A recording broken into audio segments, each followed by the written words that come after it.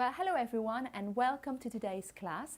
I'm Teacher Del and today we're going to be talking about the passive voice. So we've got a really interesting and important grammar lesson today. Okay, but before we do so, let's look at what we did last week. Now, if you remember last week, we talked about American University entrance exams, and that was with Teacher Robin, all right? So she told you about the SAT and the ACT exams. Also, she explained the differences between TOEFL and IELTS because there are many differences, so it's worth knowing about them. And of course, the application process as well, if you wish to apply for an American university. So a really, really good lesson. And if you want to watch it again, you know you can do so. It's very easy. All you need to do is you go back onto our Facebook page, onto the left hand side here, like it shows here behind me, click onto the video section.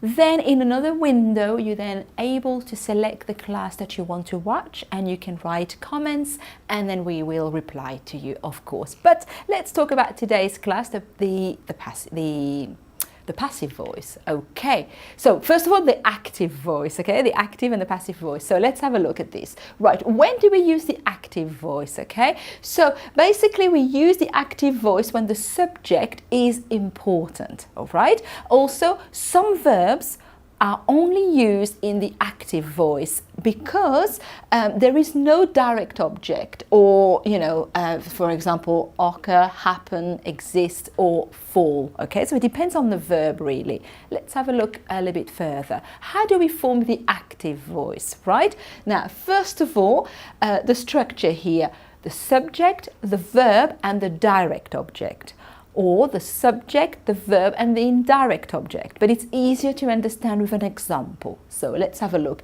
I ate a hamburger for dinner. Okay, so subject, verb and indirect or direct object. Okay, let's continue. Let's talk about the passive voice, which is really today's topic.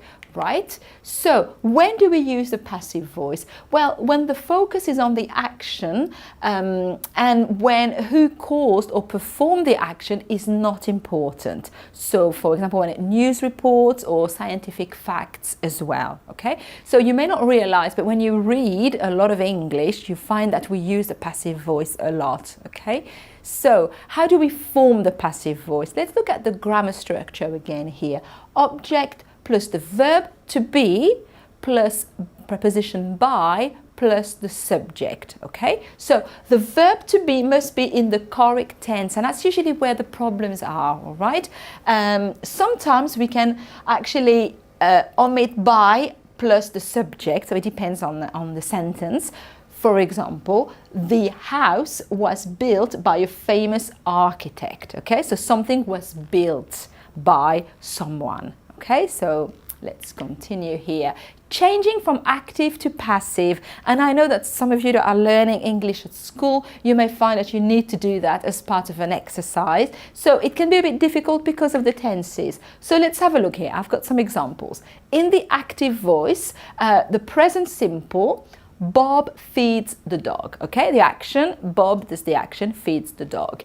If we want to put this into the passive voice, we will say the dog is fed by Bob. Okay, so the dog first is fed by Bob. So of course here the tense changes, right?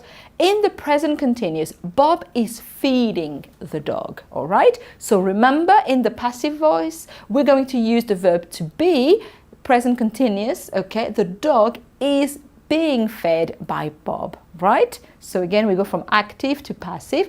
Past simple, Bob fed the dog, all right? So now in the passive voice, the dog was fed by Bob, always the verb to be, and we change the tense according to when the action takes place, right?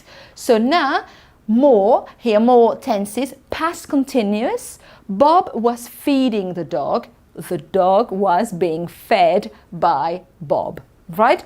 By Bob is in brackets because, we don't always need to write this, but you find that in English we use this kind of structure very, very much. Present perfect, Bob had fed the dog, so that's direct, active. The dog has been fed, right? Present perfect continuous, Bob has been feeding the dog. And in the passive voice, right, then it will be has and have, been, being, plus the participle.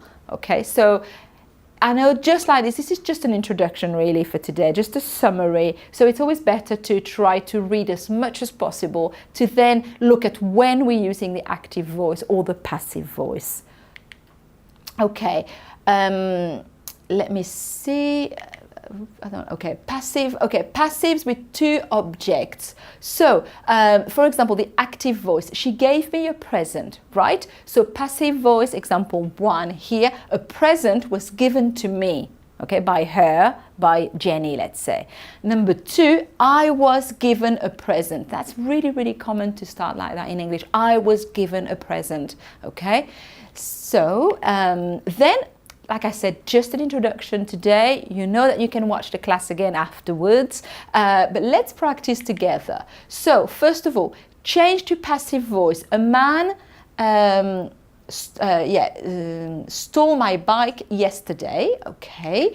Number 2, change to active voice. The newspaper is read every day by Sarah. Okay, so you need to change that one to the active voice. The newspaper is read every day by Sarah. Right? And then number 3, a little bit of a challenge for you. Write a sentence in the active and the passive voice. So try maybe to use the same sentence in the active and then transform it into the passive. Okay? So while you're doing this, I'm going to tell you how to become an ABBA student. As you know now, I'm sure at ABBA we've got this amazing course, okay, where you can really learn and improve your English. 144 units, different levels from beginners all the way to business level. And each unit consists of a short film.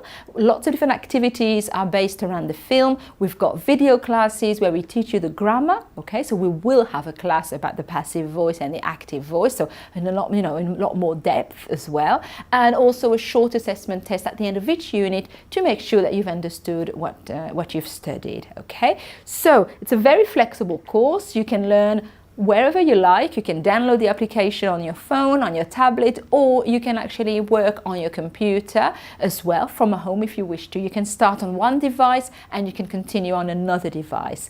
You can be a free or a premium student. The difference is that with a free student you have access to the first unit of every level as well as the video classes, that's the grammar classes. But with a premium then you have access to the whole course and you are assigned your own teacher as well. You can write to your teacher, and like teacher Robin, for example, and she will send you an email back explaining grammar, vocabulary, or just, you know, creating conversation for you to practice your skills. So also we do additional resources, like, as you know, those live classes for you every week. We have we've also got the ABBA journal. This is where we write our blog post, and I'm sure we've posted some links as well. If you click on the links, you'll be able to look at all the articles, and there are lots of interesting ones on grammar. We are on YouTube and on Twitter, and more information on Facebook about ABBA as well. And that's it. So I know you are still busy writing your answers, so please keep them coming, okay? I will be then later on, after the end of the video, I will be able to check your replies and make sure that, and correct you and give you feedback. So next week we've got a fantastic class, another grammar class. It's reported speech. Again, something that a lot of you have to do when you study English. Reported speech is like, you know, when you are telling a story, for example. So that's going to be next week. Don't miss the class. Turn on your notifications so you are always notified. And that's it. Keep writing your comments, okay? And thank you very much for watching today, and I'll see you soon. Bye-bye.